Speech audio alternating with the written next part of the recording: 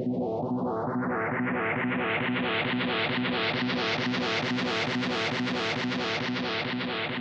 firstly, let me introduce myself. My name's Andy Palmer. I'm responsible for ExaGrid's business outside of the US. So I have a rather large patch which stretches all the way from up here in Scandinavia, Baltics, all the way down to Australia, including the Middle East. So pretty big patch. I'm delighted to be here at this event though, and I'm very pleased that there's so many of you who are obviously looking for some straight talk about disk-based backup. I'll apologise up front that I'm going to do this presentation in English. I'm sure that your English is better than my Estonian. So I will attempt to speak slowly though. If you think I'm talking too fast, please put a hand up. It's very easy to run away with English. And as I say, I want to make sure that you at least can hear what I'm talking about. By way of making sure that I know my audience, can I ask any question of you guys? How many of you are actually involved in the backup process at your companies? That's good. How many of you actually already got something in place today other than tape? So may I guess that you're using something from one of those guys called Symantec or Data Domain, EMC, whatever else? Yeah, okay, great. Well, at least I know my audience because I'll try and, I hope, persuade you that there are better ways of doing things. So, presentation is, let's just start here, so make sure we're working. Good. So what appears to be pretty simple and straightforward when it comes to backup and using disk often turns out to be a lot more complex and risky than you think. It's awfully easy for people to think they can just throw a piece of disk at whatever backup application they've got and that's all going to fix all the problems. I hope that by the end of my little 45 minutes I could have at least got you to asking some other questions of other vendors when you come to it. So, very brief agenda. We're going to talk a little bit about what's happening in the sort of the change from tape all the way through to disk. Some of the mistakes and pitfalls that we've seen a lot of customers come up against over the last 5-6 years. I've actually been with ExaGrid 6 years. And then looking at some of the barriers and clearly being a kind of sales guy that I am, I hope that I can leave you with I hope you'll at least listen to a little bit to a bit of selling that says why ExaGrid does it better. So that's how we'll finish off. And if there's time, I'm delighted to answer any questions. If anyone's got any burning questions during the presentation, stick your hand up, but I don't want to get too sidetracked as we go. So, tape. First question for you. Anybody know how long tape's been around? Too long. Too long, that's a good answer. It's actually been around 60 years. IBM celebrated 61 years now. About this time last year, IBM celebrated the first tape devices out there. So it's been around an awfully long time. It's done a fantastic job, but of course it's had its problems along the way. And as data's got running away and got bigger and bigger and bigger, tape's found it hard to keep up with it, and there's been sort of problems. How many of you are still using tape today? Oh, that's it. Plenty of prospects in the room. That's what I like to see. So, of course, what happened with tape was when a lot of people, pretty smart over the last 10 years or so, started to realise, well, perhaps we can speed up tape or we can fix some of the problems associated with tape, and they started to use disk. Okay, so disk was an answer, but one of the issues about disk is that it gets to be pretty expensive comparative to tape, and so people, when they did use disk staging, would find that they typically only use it perhaps for a small amount of retention. Again, a question, how many of you are actually staging to disk today? None of you? Oh, a few of you. Okay, that's good. So what are the, as I say, really and truly cost becomes an issue here, and so along comes what we're talking about today, which is disk-based backup with deduplication. There are a number of players in the market out there, and really and truly this has become the sort of, 3 years ago it was all the buzzword deduplication, it's turned up all over the place, but in terms of disk-based backup in an appliance, that's the business that we're in. But again, what it's really done is it's allowed you to be able to use disk without the cost. Because of the deduplication, you don't have to have so much disk, and therefore it is becoming disruptive to tape, and we're seeing more and more people moving away from tape. And just one little stat for you, Gartner believe that 1 million organisations in the coming 3 or 4 years are going to replace tape. And if you think about something from a $30,000 to a $50,000 box each time, that's a huge market. That's a $50 billion market potentially. So it's going to be as big probably as iSCSI. So it's going to happen, it's happening, we're starting to see it happening, but today it's really only just started out on that path. Now, when it comes to the sort of management issues, the driving, what's happening in the IT infrastructure, I'm sure some of these you'll sort of resonate with. Backup window problems with tape, taking far too long over a weekend, still running Monday mornings. How many of you have virtualised all your servers now, or partially virtualised? I bet you're all going to put your hands up, aren't you? Yeah, everybody. It was the buzzword 3 years ago. Everyone's doing it, and it's the way forward. Interesting enough, of course, server virtualisation has its own problems because it doesn't write very well to tape when you come to backup virtualised environments. So we're using some of the backup apps. So we'll come back onto that one. Some of the issues are lots of compliance coming in now, and everyone telling you you've got to keep your data a lot longer than you used to. I've suddenly got to keep it for 5 years. I've got to keep it 7 years, or whatever else. And of course, storage costs. Data's growing faster than the cost of storage is coming down. So storage costs are going up considerably. And I bet if you looked how much you spend on storage, it's a huge number compared to how much you spent on storage only 5-6 years ago as a percentage of the IT spend or budget. That's if you've got one. And then, of course, the classic is doing more for less. Again, in the last 4 or 5 years, not only have we seen people not really have budgets, what we've seen is they're being asked with smaller IT departments to do more things with smaller numbers of people. So anything that takes away the burden of IT is obviously going to be good. Now, if you're a backup man, of course, you've got another set of problems that's specific to backup. So you're looking for faster backup times. Does anyone know actually why on earth we do backups? Anyone suggest an answer why on earth we do the backup? It's to be able to restore the data. It's amazing how many people I hear doing presentations about how great their backup is, but when it turns around to being able to restore the data later, it takes a long, long time. So the sorts of issues, obviously, fast restore is one of the questions. Lots and lots of people disaster recovery. How many of you have had to or are looking today on disaster recovery? Many of you, I guess, or not? Interesting enough, guess where disaster recovery is highest today in the world, where people are really thinking about it? Anyone know? Well, I won't dwell on it, but places like Japan, they used to think that they could have all their systems on one island or the other. Now they're finding that they're actually, of course, after what happened, they're looking in Hong Kong, Singapore, and Manila and Philippines, etc. In fact, even the people in Thailand, after the flooding, they're looking at those same sorts of places. And then right in the backyard of IT, New York. Lots of people in New York thought that they were safe because they had data on another disaster recovery site a few blocks away and soon discovered that wasn't any help either. So these sorts of issues, of course, come down to one thing: disk backup with deduplication. So here's just some sobering statistics for you, and I don't know again if these resonate with you, but nearly everybody in IT feels their data is vulnerable. Anyone here put their hand up and say, I know I'm guaranteed to keep my data, and I can sleep at night, nothing's ever going to go wrong? Not one of you, hey? Crazy, isn't it?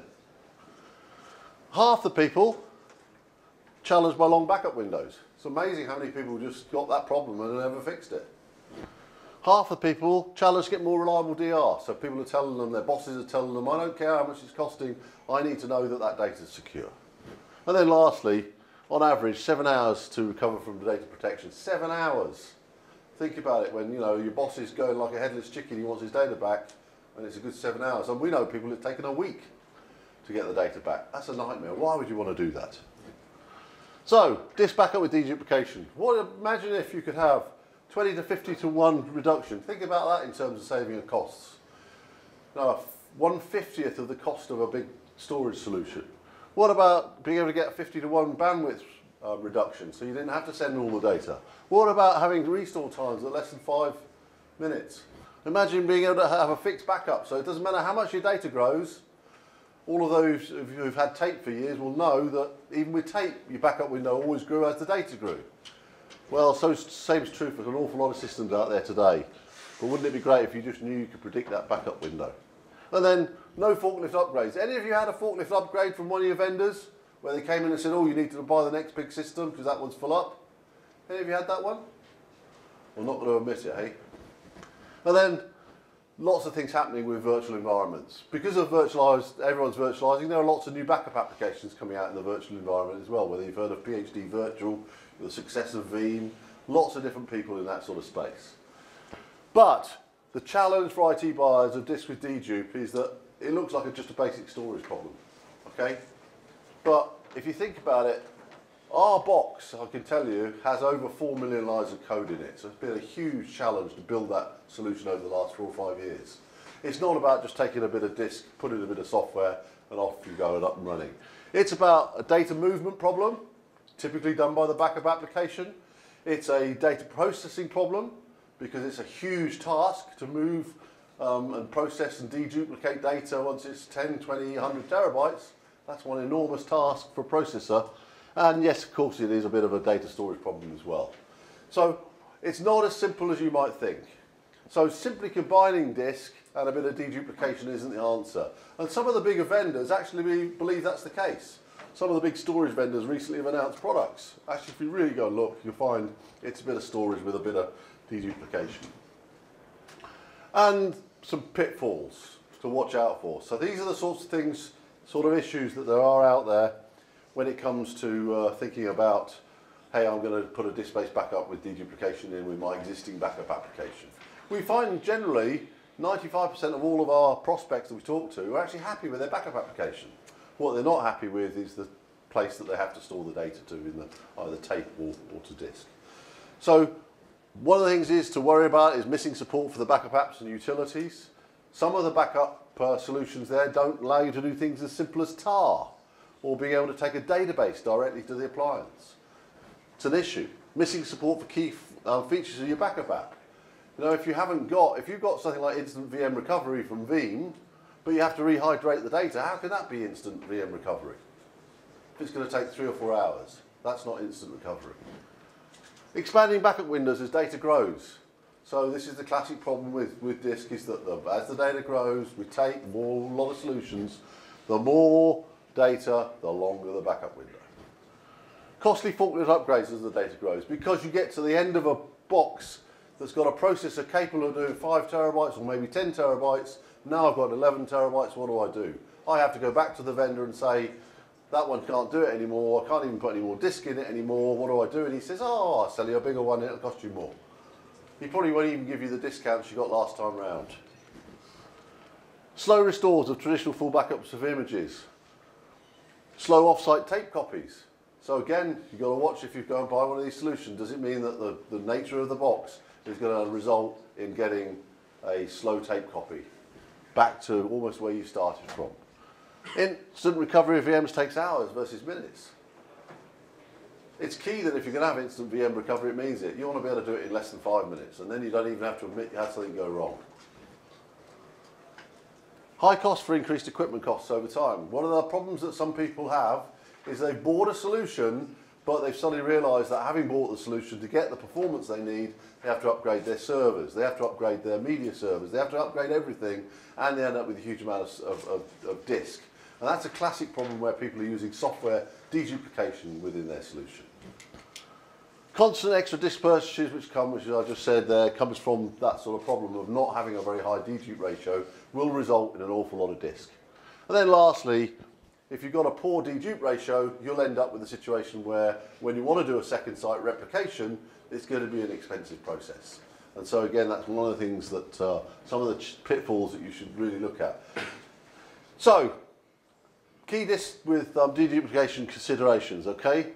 So let's just look at the things you should be thinking about in terms of how people address this issue. Now this is generic, okay? So the approach is, firstly, this is for deduplication. So this is the deduplication engine and how it's going about doing the task, that complex compute task of deduplicating the data. You can do it in software typically, and you can have block sizes of 64 to 126K. So those are the chunks of data that you try and deduplicate against each other, okay? And what you typically find, and go and look at any of the manufacturers' websites, they'll tell you that doing it in software as a software backup application as an adjunct to that, you will find typically dedupe ratios of about 7 to 1. And they'll publish those sorts of numbers. Backup implication, it slows down the backup process, okay? It uses more disk and more bandwidth than you probably needed, and it cannot be used with multiple backup applications. So you can't have more than one backup application into the same repository of data. There's a second way of doing it, which is zone level, which is to take a zone of data and compare lots of zones together. And if you've got 8 megabytes, these are big chunks, but because you do it at a byte level, you can actually get 20 to 1, typically as the way forward of doing deduplication.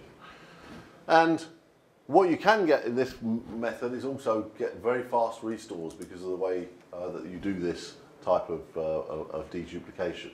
And then there's also the one that's traditional from vendors over the last 4 or 5 years, which is to take a 8K block size, movable somewhat block size, which will also give you fast backups, and it will give you a good efficient use of disk.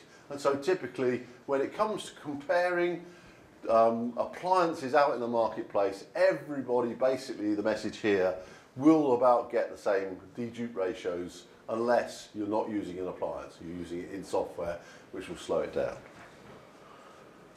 Now, when it comes to architectures for recovery, so this is the importance, as we said earlier on, the important reason for doing the backup is the recovery. Well, you want to make the recovery efficient. There are 2 ways of doing it, okay? You can keep the backups in deduplicated form, and typically this is where you do inline deduplication. So what you end up with is you have your device here, and you now need to rehydrate the data, and because you did inline deduplication in the first place, you've got a huge number of hash tables, huge number of hashes that you have to put all back together again, okay? So you've got to rehydrate, reassemble everything. You can't, the instant VM recovery will take many hours because of the rehydration, and rehydrate data to make the tape copy. So even something as simple as a tape copy requires you to go do a rehydration. Now, the other way of doing it, which is to say if you've got a landing zone type architecture or a post-process architecture, in other words, you go and protect the data as soon as possible, because all the backup apps today allow you to write natively to disk. So if you can write natively to disk, why wouldn't you try and do that? And so one of the options here is to say, okay, I'll write to disk, and then I'll deduplicate, then I'll replicate. Okay, and that has huge implications when it comes to restores. So last backup is stored in its complete form because you have a landing zone, a cache, if you like, that keeps that data, and it's post-processed. So when it comes to that restore, 90% of all restores will come from the last backup, which you've got unhydrated sitting there. Worst case, you've probably got a compressed copy of it. That's much quicker than rehydrating data. So again, just a simple principle when it comes to the architecture of recovery. So when it comes to here, so something like instant VM recovery, you can do in minutes because you've got clear data, it's the last copy, and very quickly you can do instant VM recovery or sure backup. And of course you could do a fast tape copy. Now, data break, this is again an issue of scalability. Okay, so when data grows, the backup window typically in this scenario will grow because what's happening, okay, sorry, this is, let me explain, start again. So if data grows, typically the traditional way of thinking about it, either with tape, will be that the backup window will grow and that you will get times where you have to do forklift upgrades along the way. Okay, that's the scale-up architecture that gives you that typical problem. So what happens in a scale-up architecture is you start with a processor, memory, CPU, I/O, all in a head, all in a controller if you like. And that's the device which does the deduplication in line as it sends the data to disk. Okay, and you can add disk shelves to that architecture. Okay, the issue comes though that at some point in time the CPU can no longer manage any more of the disk. Now in a scale out architecture, again, sorry, just finishing off here, so the backup window, as you're adding, because if you think about it, the CPU started with a small amount of data and it was sized for that small amount of data, it must be the case that as you get more data, it will take longer and longer. Okay, so you end up with a situation where your backup window is getting longer and longer, and at some point you have to have that forklift upgrade. In a scale-out architecture, what you do is you actually add in complete CPU, memory, disk, and gig-E every time your data is growing to the next level. By doing that, it means you've always got performance, and you're scaling that performance, and so whether you've got you know, a 5 terabyte box or a 50 terabyte box in a scenario such as this, you'll always get the performance that comes with it. So you'll get 6 times the performance if you've got 6 boxes, and as you would if you only had 1 box. And that's a typical scale-out architecture. And I'm sure many of you have come across it in primary storage. The likes of EqualLogic did it that way. Lots of guys in primary storage did it with a scale-out type architecture.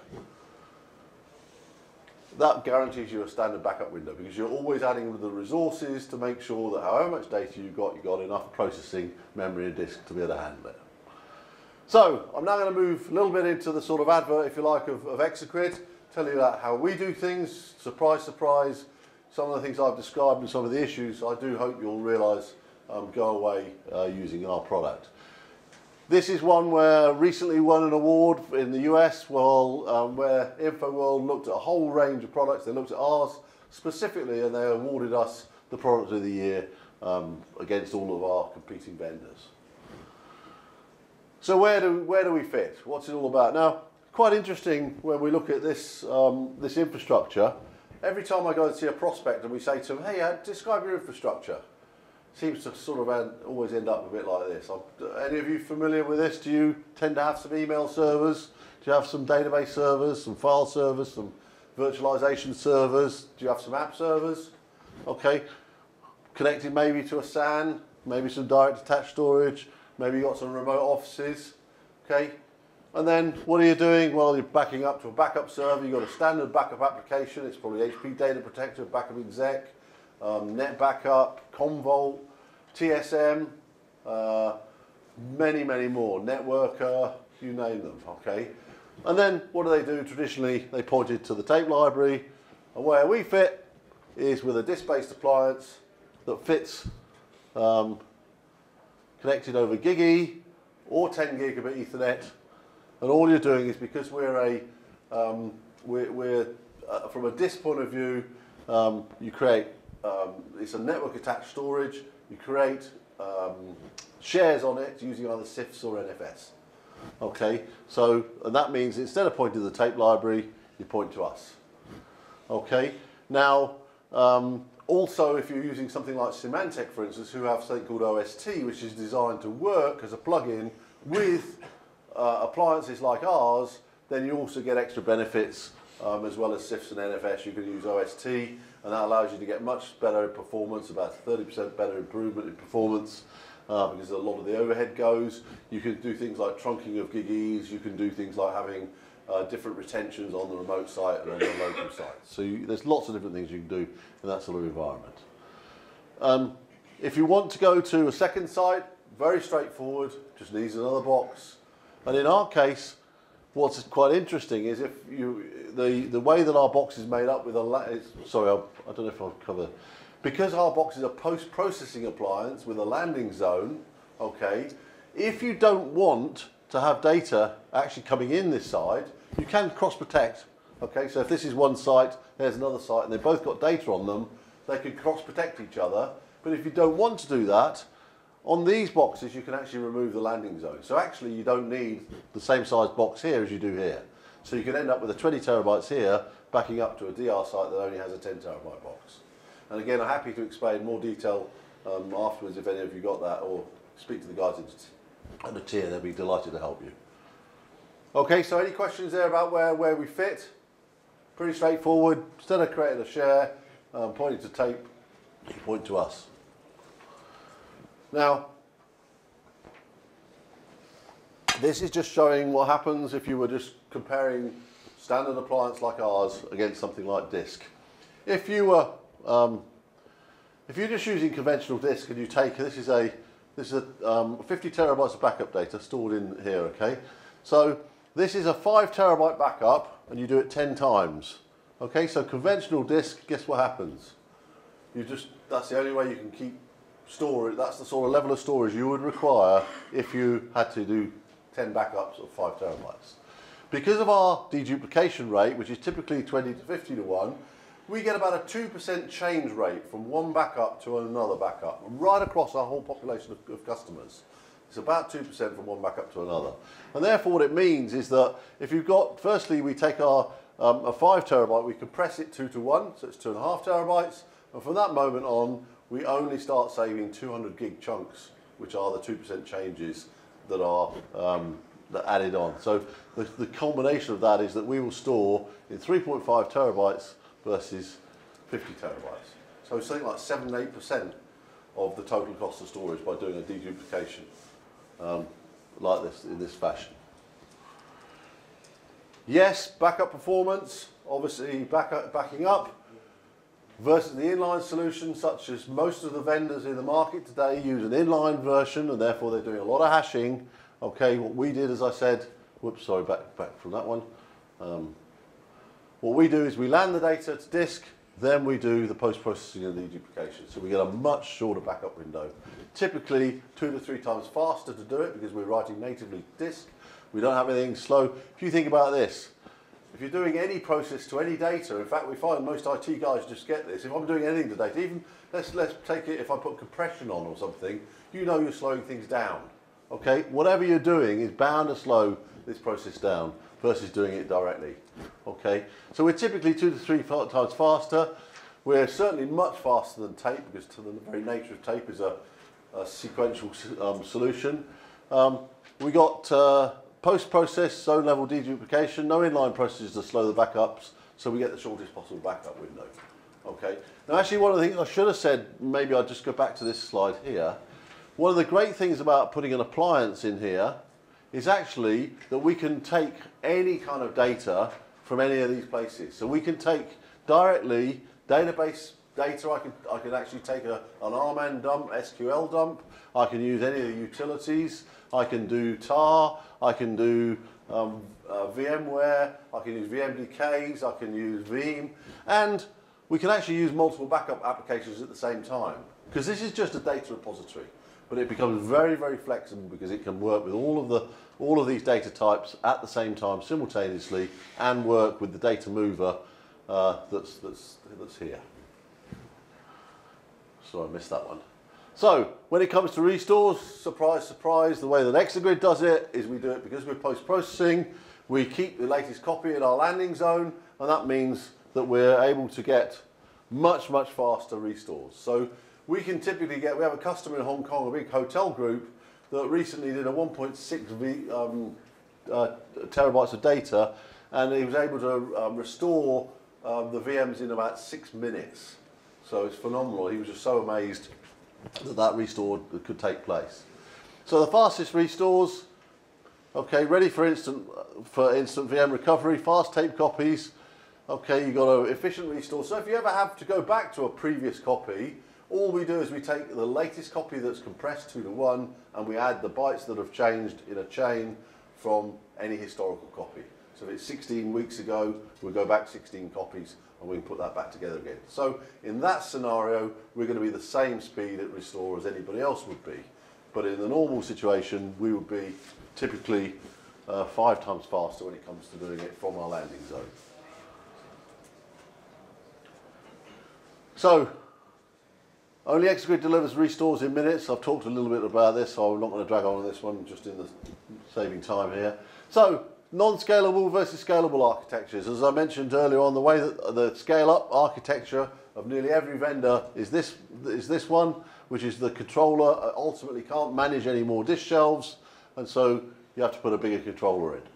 And that cycle goes on and on, you know. And in fact, there's one vendor, I won't name them, but every 18 months or so, they tend to introduce a new product because they obviously, it's one way of making money, it's another way of matching the sort of path of Intel with its chips. So you can almost predict when they'll obsolete and do a forklift upgrade. The way we do it is the grid in ExaGrid. So we put every time we put a new box into the grid, they're connected with a GigE on the back side of the box here. So it ends up with a virtual, effectively, one repository across all the boxes, and you can migrate shares from box to box, and it guarantees you this very, very standard backup window, irrelevant of how much the data has grown. So no forklift upgrades, and that means that you can pay as you go. Interesting comment to make is that on the forklift upgrades, I've been with the company for 6 years, ExaGrid still has not obsoleted a box. We've had boxes come and go in the sense that, you know, we had a 2 terabyte box, and now we're making slightly different than the way we used to, but in terms of products, we've never obsoleted a product. That says an awful lot about saving a cost when you compare it to the forklift upgrade process. So, just on-site and off-site, I'll just quickly go this. When it comes to replication, about half our customers get rid of tape altogether. So they have, because they've got a replicated copy off-site, they probably don't need to have tape anymore if they can get their retention right. And secondly, about half our customers therefore have dual-site solutions. A lot of them bought them at the time they bought in the first place. So they came with a DR project, they wanted to make sure they protected the data. So very, very straightforward. If you've got a 10 terabyte example here, we compress it 2 to 1. Okay, we have some metadata to pass it across to the second site, which can be done outside of the backup window. And then after that, because this is back to the 2% changes on our 5 terabytes, we only now pass 200 gigs at a time across. Okay, so each time we're updating, it means we've got the latest copy on our DR site, and we're using a very, very efficient use of the WAN. Typically a 50 to 1, that comes back to the 2% change rate between data. So, really the last thing from me, just tell you a little bit about us. Company's based in the US, it's on the east coast of America, it's just outside Boston. We have about 150 people, over 100 of them are clearly engineers working on disk-based backup with deduplication, so we have a significant investment. Talked about the product. The message really about the product is that we have a very scalable, very cost effective, we're typically much lower in cost than anybody else, and the two things that really do it is performance and our scalability is the message. Have over 5,000 systems installed globally. We have about 2,200 customers, to give you a handle on that, and I'm responsible for about 400 of those customers. And whilst we have no customers in Estonia today, because that's the whole reason for me being here, and we've only just recently started working with Atea, if you go across somewhere like Norway, we have over 50 systems, over 50 customers over in not so far away from here. So it is about getting good partners and working with them. One of the things that we pride ourselves on is because we're typically we're the smaller vendor that's somewhat unknown. It's the Exa-who problem. You can imagine that some of the bigger players are already in you already have established relationships with you guys as customers, and therefore sometimes you wouldn't even think to go out to somebody else because you can go and come up with 3 names that you could probably go for a solution. And one of the ways we get round the fact that we don't have any brand is that we do have over 350 customer references on our website now. So they're named individuals, named companies, just saying what a difference that we made to the business. And that's key because it just gets the message over, the product just works. And we're now adding at a huge rate more and more backup as new technologies are coming along. The architecture of our product makes it very easy for us to add the various backup apps and have them running multiple backup apps. You know, you can have Veeam running with Network, you can have Veeam working with Backup Exec or whatever else.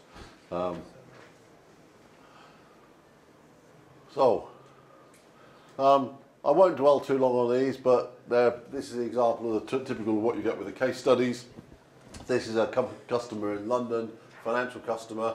One of the key things they found, and a huge advantage, is when they need a case that comes from, you know, somebody in the court that's going to say, yeah, we need to get data, they could get it restored very, very quickly compared to how they used to do it. They used to run around for days trying to figure out how to get the data.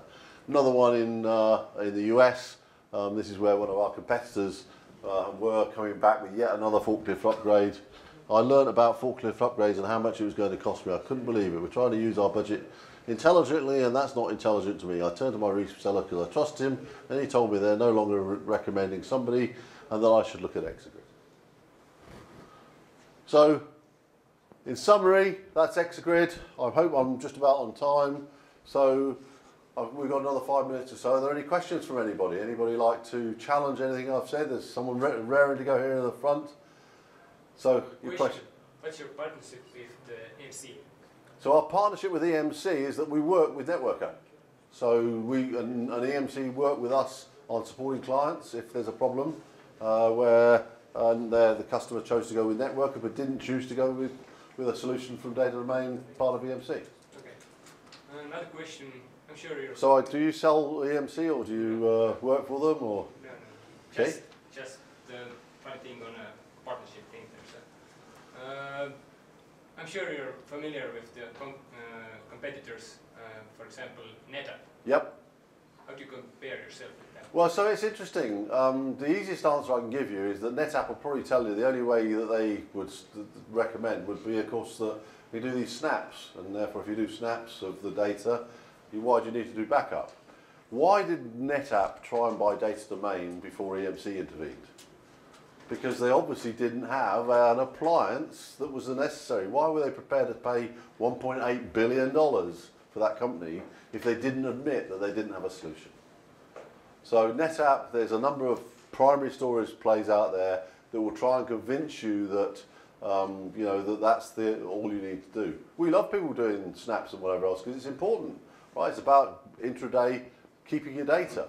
But if you want retention, you want backup, that isn't what NetApp do today. And I know lots of NetApp customers who are still on tape. Does your book support VTL? So, good question. So, what is VTL? So, firstly, virtual tape libraries. There's two things about virtual tape libraries. Lots of people think the appliance is a virtual tape library. Okay, they call them VTLs. Oh, can you get me a VTL? Because what they're basically saying is, let's make a disk look like virtual tapes. Okay, and so that's mainly gone over the last year or two, where people think the box, they now call it disk-based with deduplication.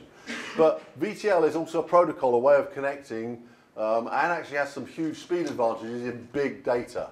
Okay, but in our market, which is the sort of between 10 and 150 terabytes, what we don't see is anybody wanting to use VTL, because why do you want to slow down the process of making it look like tape? Why? You've got disk and you've got a way of doing it that's going to be much faster, much easier to be able to restore data, etc., etc. Why go backwards and say, let's make it look like tape? There are some advantages, say, for big, when you get into petabytes of data, where it can help in the transmission of data, but it's certainly not something we worry about. And similarly, one of the questions we get asked a lot is about using gigabit Ethernet versus fibre. I use fibre in my SAN, why can't I just connect? Well, actually, most people, when you look at it, they don't have an infrastructure like that. If you want to do it, you can do it with a VLAN, and you can still, use your fibre for your SAN and you use gigabit Ethernet for the rest. So, any other questions? Has it helped any of you? Has it clarified anything for any of you? What I would say, any of you who want to, we've got some copies of the book here. It is written by our CEO, but he's tried to write it in a sense of go ask the questions as opposed to telling you what the answers are. Okay.